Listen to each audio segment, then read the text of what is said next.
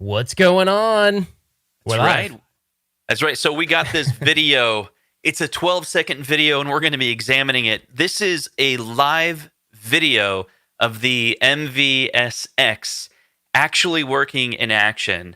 You know, up to this point, we've seen pictures of it, but we haven't actually seen proof that it's real. Like, was that picture that we saw before photoshopped? But it looks There are people like, that said that, but yeah. But it was yeah. I wasn't in the Photoshop group, but Well, when I zoomed in on the original picture, it did look interesting because you saw that RGB monitor, and I thought maybe they photoshopped in the RGB monitor. yeah. But the video that we have actually shows the RGB monitor, and it looks like they're using it to compare. Yeah. Okay, so let's take a look at it. So the video is 12 seconds, and then we'll try to examine it, and we love to talk to you guys in the chat. So everyone watch very closely and see if you spot things. Mention it in the chat, and then we'll try to look at it because we're looking at it and it's difficult. There's probably so many things packed inside here. Anyway, let me just play it.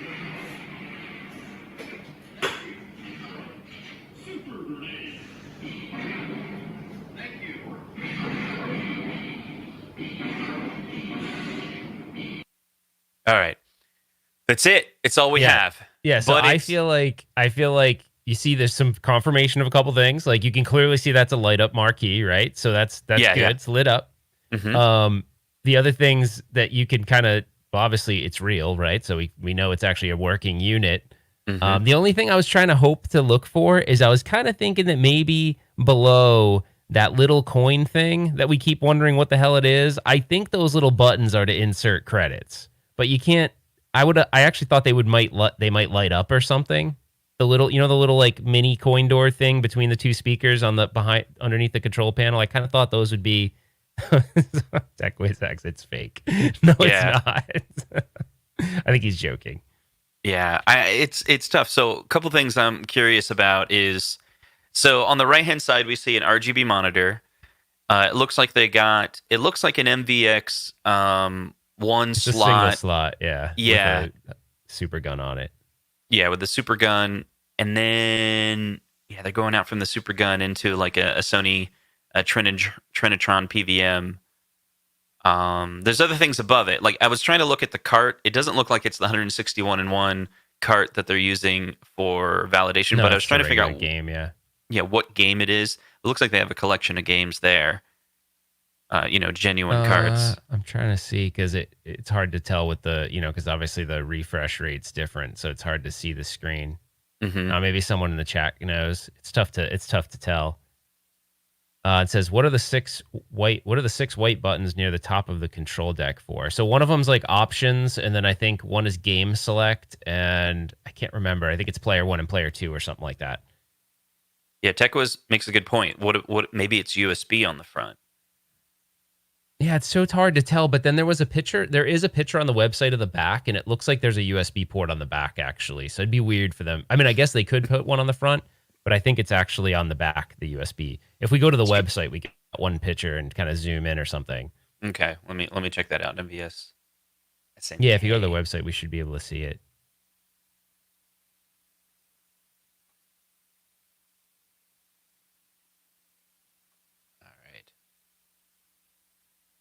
But I'm pretty stoked, guys. Like this is pretty cool for one to have a first, look at something. Obviously, it's real. There's no, there's no refuting that at this point. But yeah, if you go down, Justin, there's like some pictures. See that one on the back? See the one that's like all the way to the right? You're right on the right spot. Yeah. Yeah, right there. If you look at the back of that, if it lets you blow it up, I think it does.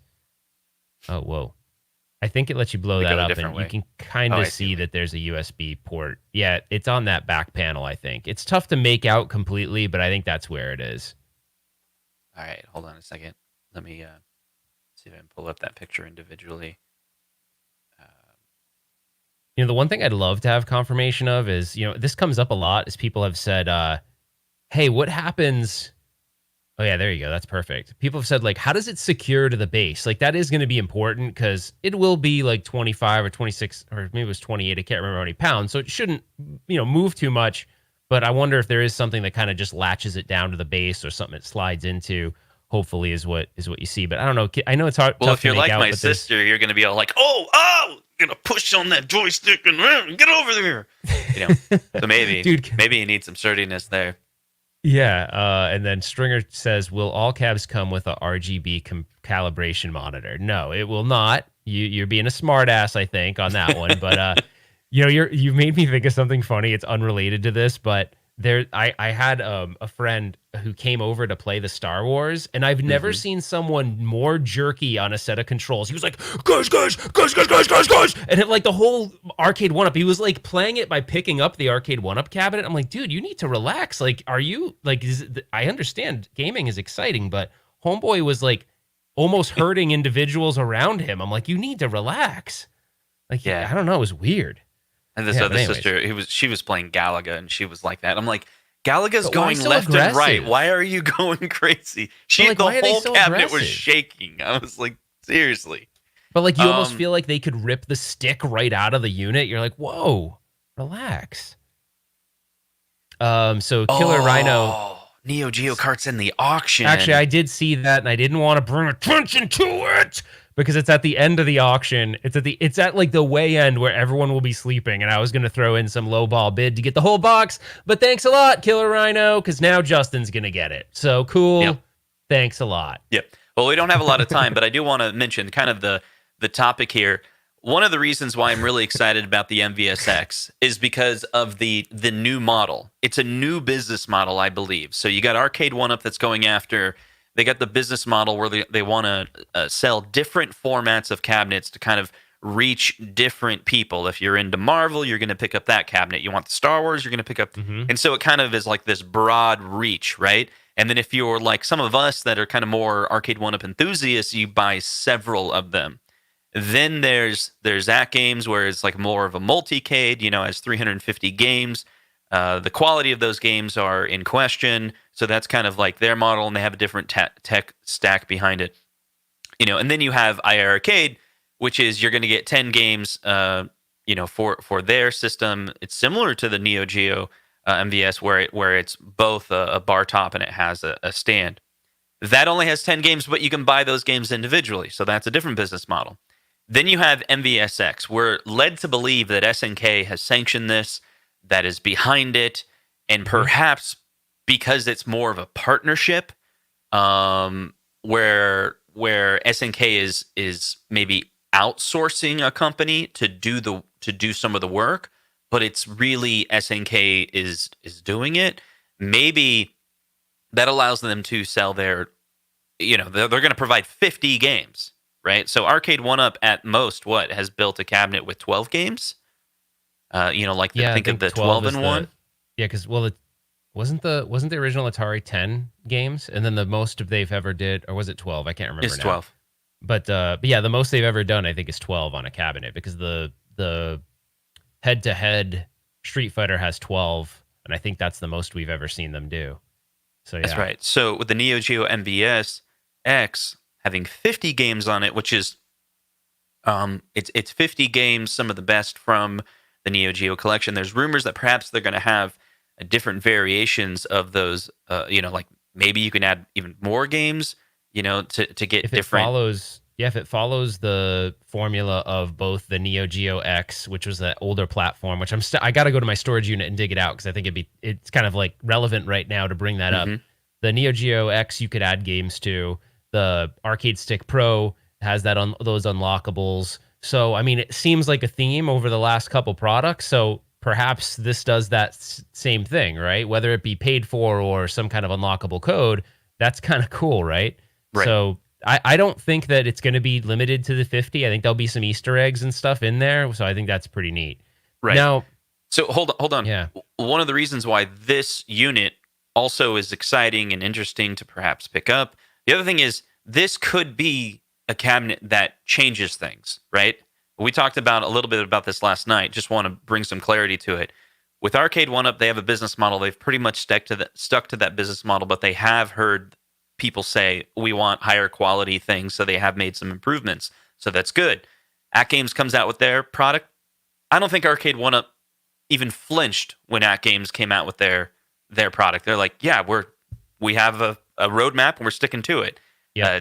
Toy Shock, maybe they were already going to do virtual pinball. Who knows? Maybe they're like, okay, fine, we're gonna meet that demand as well, and we're gonna try to do it better. Okay, boom. Moving on, II Arcade. They're like, no, sticking to our guns. We have a roadmap. We're gonna do it. This coming out, I think they have to have a business meeting about this. All of a sudden, Scott and those guys, they'll be like, okay, Neo Geo's got 50 games. If we were going to do a Neo Geo cabinet, we probably only would have done 4 games on it. Maybe we need to tweak our model. Yeah, well, here's food for thought too, right? So what if this, because this company isn't SNK, right? The company is just getting so like this could maybe be more than this sometime down the road, right? Like what if this company decides, yeah, I'm going to actually use this same form factor and release other things, like get the rights to use other games. So like on different platforms, so right? You're like saying is Unico a new Arcade 1-Up and SNK is their first partnership?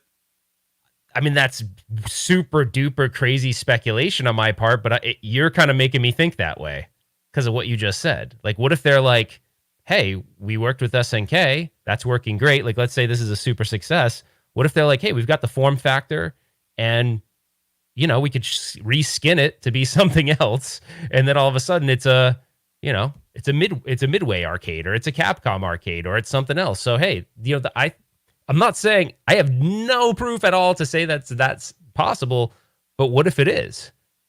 Then that meeting's even more so important. Those are the kind of things where if I'm in a strategy meeting at Arcade 1-Up, I'm thinking we need to watch this because not only does it have, more games on it, which is important. It's kind of servicing both markets because it's like you can't take an Arcade 1-Up top off and use it as a bar top. This is like kind of cool where you could buy it either way, but also if you buy it with the base, you just take it off the base, and that's kind of cool. Like that's changing the game around a bit. Yeah. The question, do we think the price point is right? The price point is always what the market is willing to bear. And I think 500 is right at that. And that's what Scott has always said. Scott from Arcade 1-Up, his original plan was to have a sub 500 price model. That's why they started out their venture at that. Well, it was like $399 at first, but it ended up being $299 when it hit the market. But they started slow to kind of get into the market and be like, hey, we don't know if you guys really want a riser. So, here it is without a riser. And the community kind of spoke, pretty much everyone was buying with a riser in North America. So they started bundling with it. A lot of people were modding it and put them light up marquees. They're like, okay, let's see if people will bite on that. And eventually you got into that $399, $400 to $500 price range. I think Arcade 1-Up is doing pretty good in that range. You go to a model like this, MVSX for, what is it, approximately $500? Yeah, 500 and you get the base, or $449 for just the bar top. Yeah. I don't know. I think the other thing too is we don't know, like until we get our hands on it, the rumor is that the sticks and buttons are the same quality as the Arcade Stick Pro, and the Arcade Stick Pro, the Neo Geo Arcade Stick Pro is actually really good quality. So if it follows that same quality, that could be looked at as, hey, you're paying the $500 for the base and the unit, but you're also getting potentially better quality sticks and buttons too. Right. So that does matter because a lot of people pay their own money after the fact to do that, and that's on top of the base cost. So that's pretty cool to think you might not have to mod it if they're good enough. If they're close enough, or that's pretty cool. People will undoubtedly mod it too because people love to do that. Yeah. But I think if it has better quality, like this could be a very big game changer for this 3/4 scale space. Here's the thing. So it all depends on how your perspective. So if you say, oh my God, $500 is way too much money. Do you know what you could get with that $500? I mean, that's the type of money that I'm going to be spending on the new PlayStation or the new Xbox, or, you know what type of PC I can build for that? Okay. So from that point of view, you're like, oh, well, that's really high. Or if you compare, man, I was able to pick up Space Invaders for like $75. Why would I spend $500 on? Do you know that I could buy this and then throw a pie in it and like have all those games on it? No. So if you have that argument, you might be like, whoa, that's too much. But here's another one. Go find a shop in North America, the United States, Canada, that is selling you a DIY cabinet sub $500. I can't find one. They're like $800, right? Go find a dealer that is building a bar top, just a bar top. Oh, you mean one that actually has the screen and everything in it too? Like you're talking about already, because you can get kits for cheaper than $500 for bar tops. Yeah, yeah. Like, I mean, we're talking about a ready to go unit, Oh, right? you mean off the shelf? Oh, you're probably Yeah, And if it's like, hey, here you go, and obviously there's gonna be legality things, but if you say here you go, $500, yeah, it's pretty tough to find with a yeah. ready to go Okay, for and then sure. how? And we've talked about this before, Ralph. You and I offline. Like, okay, let's say you go buy a kit, and then you put the monitor and everything together. How much are you spending? You're Yeah, still like you end up getting up spending more there. than that. Yeah, you end up spending more than that. I mean, it's always the. I mean, dude, probably spent more. If I think about it, the original countercades were how much money? I can't remember. The arcade one up countercade, the original one, was it Two 200. 250? No, I No, it think was more. 250 was the partycade. I feel like I paid more than 200 for the original countercade. Mm-hmm. I think they were even, yeah, maybe it was 200, but let's say it's 200, right? Mm-hmm. The countercade, you still needed to buy, if you were going to mod it, there were a lot of things you had to buy. You had to replace the control panel potentially if you wanted to play 6-button games or 3-button games. So like you start looking at that and go, oh my gosh, this is a little thing that only played 2 games and I'm trying to mod it. That had a much smaller screen. I think it was an 8-inch screen, That's right. right? So Yeah. super small, Mm-hmm. or 10 at the original one, maybe. I can't remember. So like you're getting a lot more for this than a countercade. That's for sure. Like the countercade is more of a novelty. Yeah, I think it was 249. I swear I think I paid 249 for that friggin' original countercade. Then they moved it to 199. That's starting to sound right. But I this one's think. coming out with a 17-inch monitor. And again, you break it apart. Like, try to find a kit out there where you're like, I'm gonna save you money. Now, we have heard some people say, you want to save some money, this is what you do. You build it yourself. You go to Home Depot, you get the Mhm. parts, you cut it, you go through it. And mind you, yeah, I think now we're talking, but I don't know if a lot of people have those skills. And so again, now here's a product that's ready to go. And then Yep. they're also marketing towards, I believe, people that are in their 30s, 40s, and 50s. And so this range of people are also, at least I'm like this. Remember, we talked about this, Ralph? It was like 10 years ago. I was the Sorry, type of Justin. person I that feel said, like I'm looking away, but it's because like work is actually really busy right now, so I'm trying to listen to you and do some work stuff at so the think same about it. time. So remember, Ralph, you're like 10 years ago, I was the type of person that would waste an entire weekend configuring something on my computer, or it's like building a computer and then, okay, I'm going to work through Oh, this dude, driver totally. issue and I'm going to work through that. But I'm now at the stage where I'm like, can I just buy it and it works?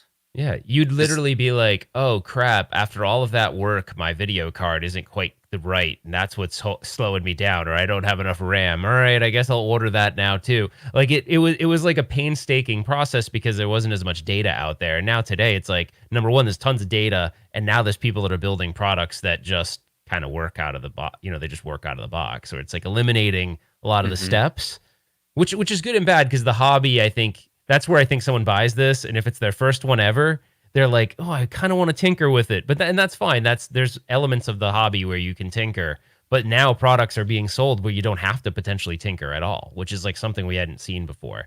Yeah, Before all this Daniel happened, didn't exist. Daniel May makes a really good point. That's the other thing. Like, the front end is also something to be considered. Like, Arcade One Up Totally. did really well. Like, especially their new generation, how it just swipes left and right. It's a nice swim lane, and then it does that whoosh, and it's like whoosh Hmm. whoosh as you're going through. Yeah, Very very good simple. UI. Click on it, boom, you're playing your game. Some of those have little settings menus. That's super important, And with the RetroPie and some of the builds that are out there, they're feeding a different audience, right? So they got a lot of the people that are building UIs for that are like, I'm going to give you all the options. I'm gonna make it where you can configure it in every which way. And I'm like, I'm sorry, I don't really have the time to figure out which build is good, which settings I want.